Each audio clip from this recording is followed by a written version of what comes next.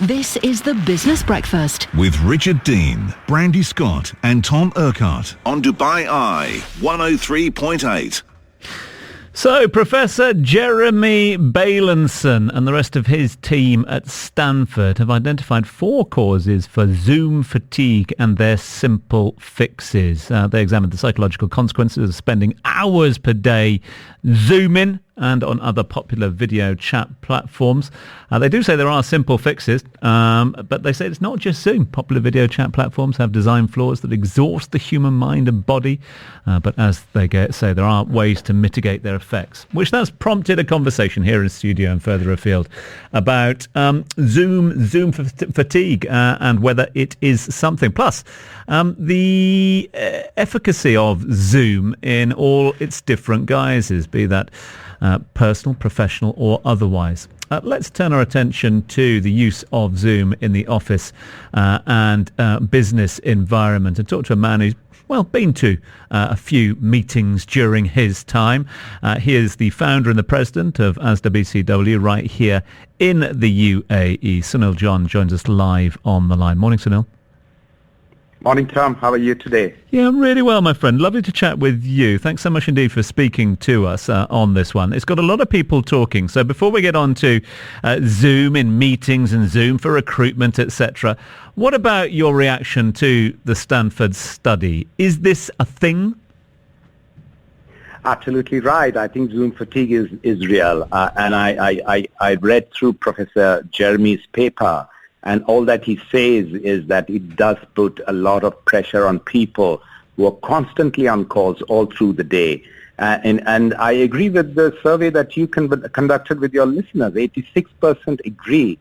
But there's the other side to this as well, because Zoom has, in many ways, served a real purpose of getting companies such as ours and many actually look at business continuity. We have adapted to the new reality of working from home. You know, Tom, it's the social protocols that, forced us to create that physical space, but we didn't have to shut down and close businesses. We continued servicing our clients, and Zoom and Teams, Microsoft Teams, have served a brilliant purpose to make sure that we've adapted to the new reality as well.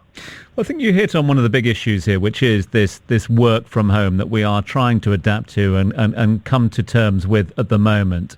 Being a man who has obviously signed deals in person during your extensive career here, how has the last 12 months been for you as a businessman, Sunil? Can businesses deal effectively with closing deals on Zoom? Well, we've continued to do that, and our businesses could run with ensuring that we provide that service to clients. But you got to see, the business world is varied, and it doesn't depend on managing, on being Zoom companies.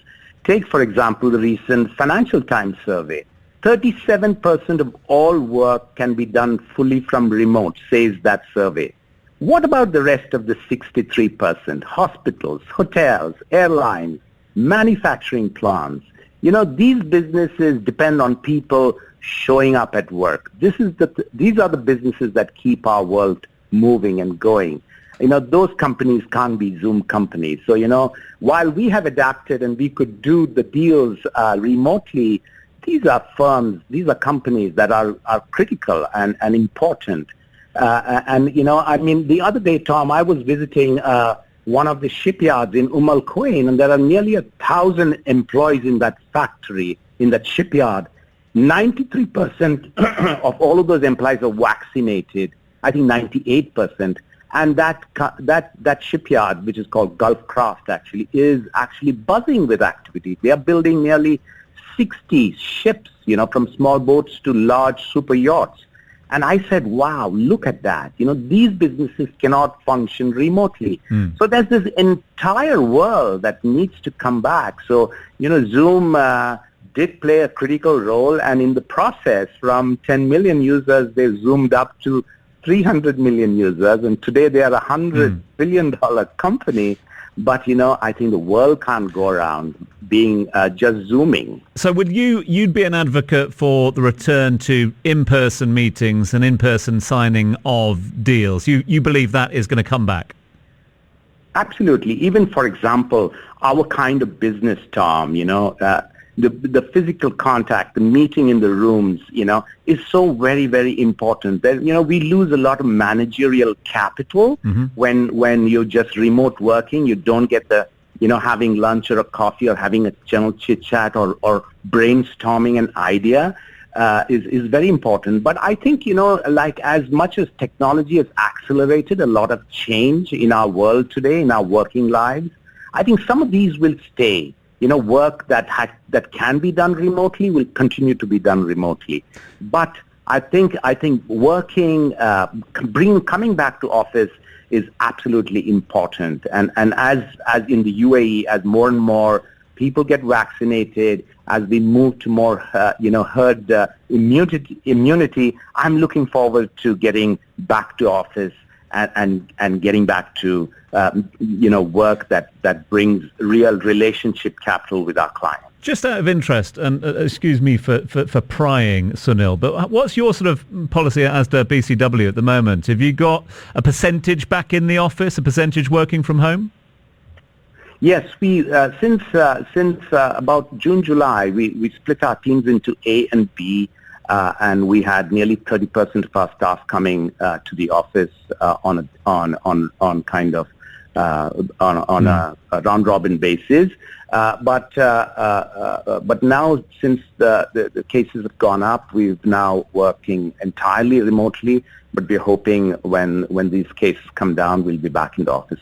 Some of us do continue to work from office, but that's how we've looked at. But hoping to get back to office very soon. So one of the arguments is that the Zooms, or of course other platforms are available, will replace international travel as well, business travel, if you like. A keen topic here on the Business Breakfast. Your thoughts on that one, Sunil? What is the future of business travel? I think I'd written about this some time ago. This is the death of the road warrior. In many ways, I think people have learned to be able to deal with clients in remote places, and that's one of the big benefits of video conferencing on Zoom or Teams, is that you can be so much more efficient. And I think that's a huge travel. So there were people who would travel for completely unnecessary reasons, and today as we go into the decarbonized world, unnecessary travel, leads to so much in terms of, carbon outtake. I think it's a much more efficient way of functioning in business. I think business travel will be only for the essential. So I definitely see that coming down. Sunil, always appreciate your time. Thank you so much indeed for joining us live on the show. That was Sunil John joining us live on the Business Breakfast. Sunil is the founder and the president of ASDA'A BCW.